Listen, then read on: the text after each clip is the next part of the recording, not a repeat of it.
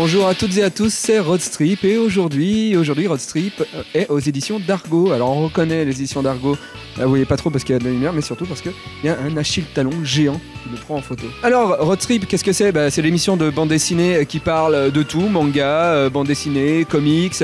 C'est la 84e émission de bande dessinée en France. Si on compte une bande dessinée qui existait en 1978, qui s'appelait La tête et les jambes, ça n'a strictement rien à voir et j'invente. Donc aujourd'hui on va rencontrer Larsenet. Alors Larsenet c'est un auteur de BD franco-belge qui, est extrêmement doué. Il a eu un prix à Angoulême pour le combat ordinaire, il a travaillé pour Fluide Glacial, il a créé sa propre maison d'édition qui s'appelle Les Rêveurs de Runes. Ce type, il est plus que doué.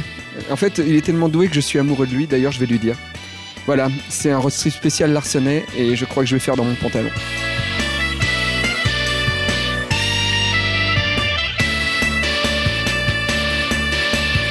Ça tourne? Là maintenant. Là, on me voit moi et on voit Larsenet ou on me voit que moi? Comment on t'appelle en fait? Manu ou Larsenet? Ou Larsenet Manu ou... On m'appelle mon petit bout rose. Mon petit bout rose. Ok, alors je tiens à dire aux gens qui regardent No Life et puis à mon petit bout rose qui est juste à côté de moi que cette émission va être très dure pour moi parce que je vais essayer d'être objectif, voilà, parce que c'est du journalisme, etc. Mais pour commencer, j'ai envie de dire mon petit bout rose, je t'aime. Ça me fait plaisir. Et donc niveau van, je pense que ça va être réduit cette émission parce que je suis complètement paniqué. Vas-y, pose une question intelligente pour voir, je sais pas. Alors, Manu Larsenet, plume ou crayon? Ça, c'est le truc horrible que les dessinateurs détestent. Non, j'aime bien, moi ça me dérange pas. Ni l'un ni l'autre. Ni l'un ni l'autre. C'est une vraie question, on est parti là? Non, c'est pas parti. Alors, non, moi je dessine au feutre. Oui. Ah oui, bah oui. Et j'emmerde la terre entière. T'as raison. Non, en fait, j'aime pas les outils nobles. D'accord. Donc tu... Crayon... Parce qu'en fait, les outils nobles, c'est très facile de faire des belles choses. Tandis que oui, il y a des pleins et des déliés. Tu peux, une fois que tu maîtrises, comme certains grands maîtres, le pinceau, tu dessines magnifiquement comme Moebius ou je sais pas quoi. Ça veut pas dire que tu dessines bien, ça veut dire que tu connais bien ton outil, quoi. Alors moi, j'achète tout au Leclerc. Le papier au Leclerc. Voilà. Et non, c'est pour dire que c'est vraiment pourri. C'est pas pour faire de la pub. Ah oui, donc par exemple, tu pourrais aller acheter le papier à Leclerc, mais aussi les crayons à Casino. Bien sûr. Ou... Les crayons de Casino sont mieux, mais pour les crayons de couleur seulement. Il y a des petites pochettes de 4 ou 5 qui sont magnifiques. D'accord. Et les gommes à Carouf? Non, ils font pas les gommes blanches à Carrefour. Ni dans ton village, a priori. Non, mais ça, c'est une autre histoire. D'accord. Vu que je ne savais pas si j'allais réussir à poser des questions ou à me rappeler les questions que je voulais poser, j'ai fait noter dans ta casquette. Voilà, j'ai fait plein de petits bouts de papier.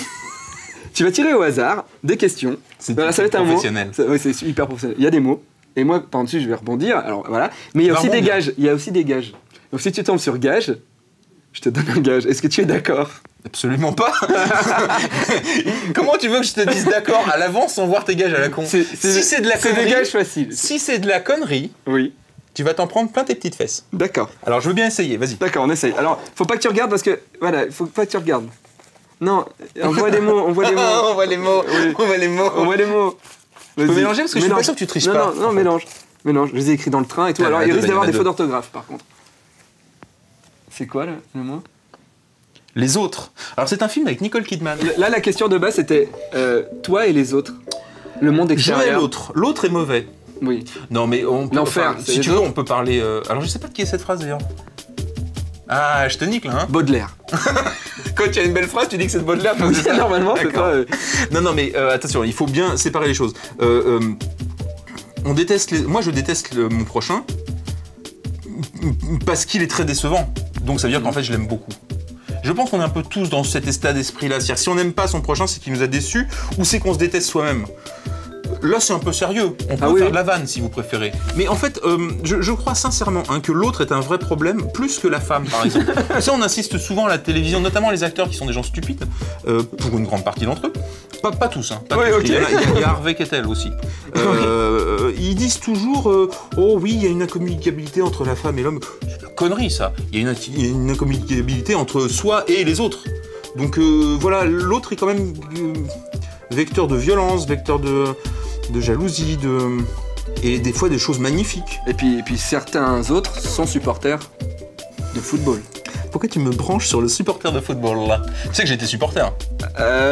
Non, je sais pas mal de choses, je sais que... J'ai été supporter parisien. J'ai entendu les sifflets, j'ai vu les bananes jetées à Bernard Lama, j'ai entendu les sifflets destinés à Bernard Lama, les cris de singe. Ah ouais? Et c'est pour ça que ça me fait bien marrer quand on menace de condamner le PSG pour une banderole qui se moque des ch'tis. Quand c'était Bernard Lama, on s'en foutait, c'est un mec. Bref, une autre question. Tu regardes pas parce que non, des fois ça se retourne. Tu regardes pas. Je ne triche pas. Non, tu triches pas. T'es pas Tu as prévu combien des questions? Il y a 150 trop, 000, mais trop. Il y en a trop. Je sais qu'il y a certaines questions auxquelles tu ne répondras pas. Crise d'angoisse. Oui. Ah ça a été mon lot pendant... En fait, j'ai pas été diagnostiqué tout de suite, moi. Crise d'angoissique. Non, c'est plus de la dépression. En fait, je suis dépressif depuis quasiment que j'ai 10-12 ans. Donc maintenant, on sait que les enfants peuvent... À l'époque, on savait pas. Donc c'est vrai que j'ai pas été diagnostiqué tout de suite. Et comme j'avais pas des parents qui étaient très très branchés New Age à emmener leurs enfants voir des psys, j'ai donc été diagnostiqué vers 25 ans. Donc je me suis traîné des crises d'angoisse pendant des années entières en pensant que j'étais malade, donc probablement que j'allais mourir. Et aucun docteur ne trouvait aucune solution, puisqu'on me donnait des cures de magnésium, de calcium, tu vois, ce qu'on donne, les placebos, quoi. Et donc j'ai vécu avec l'idée de ma propre mort pendant 15 ans presque. 10 ans, 15 ans. Et pour un enfant, c'est pas la meilleure des choses de vivre avec l'idée obsessionnelle de la mort. Donc voilà, ça se traduisait chez moi par des crises d'angoisse, compris à la fin des proportions tellement énormes qu'à un moment, on m'a donné le choix entre entrer en hôpital psychiatrique, plutôt contraint et forcé que de mon propre gré, d'aller en prison, ou alors de commencer une psychothérapie, ce que j'ai préféré, puisque c'était pas enfermé déjà. Oui, puis tu risques pas la sodomie dans les douches. Non, je me suis fait sodomiser quand même, mais pas dans la douche. Oui, non, mais après t'as choisi peut-être la personne. C'est un choix. T'as choisi la personne. Et j'ai élargi le cercle de mes amis, comme on dit. Voilà. Ah, non, mais Ferry. très bien. Oh, il est là, tu sais qu'il est là. Ah non, je savais pas. Ne dis rien. Ah, il est beaucoup plus grand que toi. Ah oui, non, mais j'ai rien dit. Attention. J'ai rien dit. Il a une petite. Non, mais j'ai rien dit. Et donc voilà, mais c'est très sérieux ce que je te dis. T'as que des questions sérieuses? On peut vanner aussi. Oui. D'accord. Si je devais faire une pub contre la crise d'angoisse? Oui. La crise d'angoisse, c'est nul. Oui. N'en ayez pas. Vous croyez que vous avez une crise cardiaque? Mais non, en fait, c'est juste une crise d'angoisse. Il y a un truc fou, c'est qu'en quelques années, c'est passé du mal national. C'est passé de rien. Oui. Au mal national. Donc, quand on a commencé comme moi, où on te dit, bon, arrête de t'écouter, t'es gentil, attention, on va vous mettre en hôpital, il y a quand même, tu vois, c'est un extrême à l'autre, quoi. Mais maintenant, il y a des pubs à la radio. Genre. Ah bon? Non, mais oui, à la radio, ça fait, vous avez des problèmes avec vos amis, du mal à sourire, vous vous sentez fatigué, perte de l'envie. Vous êtes dépressif. C'est une pub pour la dépression. Une pub pour aller chez les psys. J'ai entendu ça et je me suis dit putain, on est à la mode. C'est très bon une idée comme idée de pub.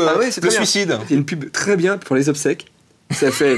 Alors c'est un truc, il y a un écran noir avec écrit obsèques et ça fait la vie n'a pas de prix, mais la mort si. Et t'es là, et tu te dis qu'après Derrick, il y a tous les vieux dans leur maison de retraite en France, ils sont comme ça. Et là, ça fait la vie n'a pas de prix, la mort, si, obsèque. Même moi, j'ai cru que j'allais mourir. C'est joli quoi. Mais moi j'aime bien. Je trouve que les mecs, les commerciaux les créatifs qui sont penchés sur ce truc-là, c'est pas mal quand même. Une autre question?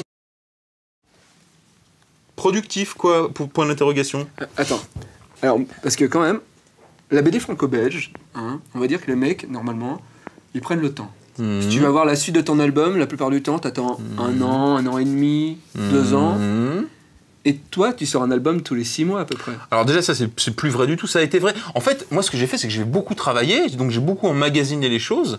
Puis après, il y a des éditeurs qui ont voulu le faire 2-3 ans après. Donc, on a l'impression que ça allait très vite. Mais non, je dessine j'ai pas de studio, moi. Donc, je dessine beaucoup moins vite que les mangaka. Mais je sais pas. Moi, je dessine 8 heures par jour. Donc, enfin, je bosse 8 heures par jour. Donc... Il y en a peut-être en faisant ça, ils font 2 cases par jour. Moi, j'essaye de faire une planche par jour. Sinon, je me fais chier sur une histoire. En fait. Trop que t'es productif. Quand même. Oui, mais comme je suis devenu bankable il y a un moment là. Ah, tu sors même ton blog en BD. Non, on m'a sorti des albums discutables. Voilà. Que si j'avais pas été bankable, peut-être on m'aurait pas sorti. Donc il y a beaucoup d'albums que je regrette même moi-même. Mais moi, j'aime bien. Il y a des albums que tu peux dire là que tu regrettes. Ah, mais il y a même, bien sûr, il y a des albums des rêveurs que je regrette absolument, presque, ou On fera avec, ou tous ces albums-là, je les regrette. On fera avec. Mais c'est un album qui est très bien, mais c'est un album d'adolescent. Ah ouais, mais alors moi, je suis bloqué à l'adolescence. Mon psy me moi, dit j'ai tout 40 ans maintenant. Ouais. Donc j'ai des enfants, je peux plus penser ça. Donc maintenant, quand je lis ça, je me dis, mais quel con. Tu comprends bien ça, vieux. Bah non, parce que moi, On fera avec, pour moi, c'est la Bible, quoi. Ah, carrément. Ah ouais. Nouveau Testament, Genèse. Ah ouais, non, pour moi c'est. Ouais. Mais moi je suis un peu. Ma psy m'a dit que je suis bloqué dans l'adolescence. Donc, mais ceci voilà. dit, je trouve très touchant que ces livres aient un écho. Mais moi, quand je les relis, je me reconnais pas du tout dedans. Donc forcément, c'est des livres que je regrette amèrement. Même si sur le coup, pour mon évolution personnelle, moi, ils ont été nécessaires. Ah oui,